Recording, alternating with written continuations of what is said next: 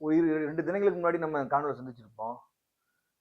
கர்நாடகால தற்போதைய முதலமைச்சர் டி.கே. சிவகுமாரோட மேகதாது நிலைப்பாடு அத சொல்லியிருப்போம். மேகதாது நிலைப்பாடுக்கு ஒரு கண்டன அறிக்கை கண்டிப்பா திரு முதல்வர் ஜோசப் அவர்கள் குடுக்கணும்.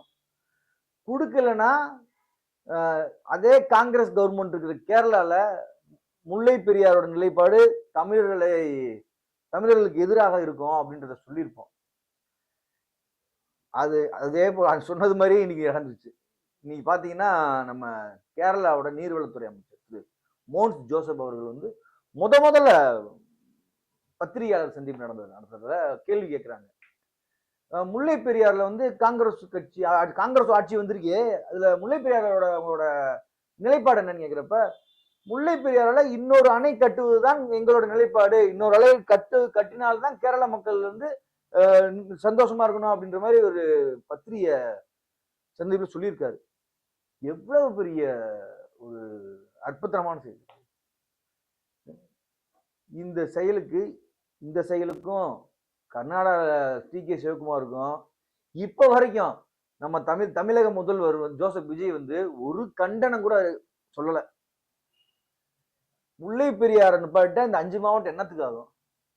பாலைவனமா மாறிடும். கர்நாடகா 5 மாவட்டமும் அதுவும் பாலைவனமா மாறினா தமிழகமே நாசமாயிரும், பாலைவனமா மாறிடும்.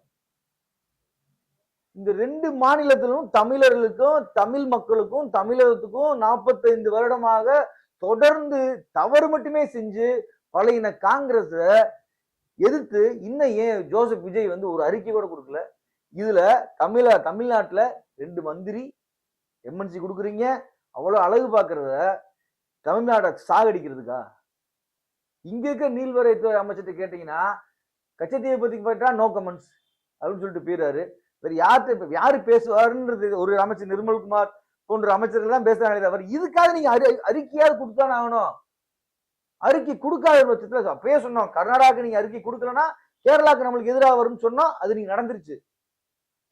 முதல்வர் விஜய் அவர்களுக்கும் அவர் ஆட்சி நான் சொல்றதுன்னா, உங்களுக்கு ஜென்சிஸ் மட்டும் ஓட்டு போடல, எல்லா பேரும் ஓட்டு போட்டிருக்காங்க. ஓட்டு போட்டது வெளியே இந்த நாட்டை பாலைவனமா மாத்திடாதீங்க. கொஞ்சம் பேசுங்க.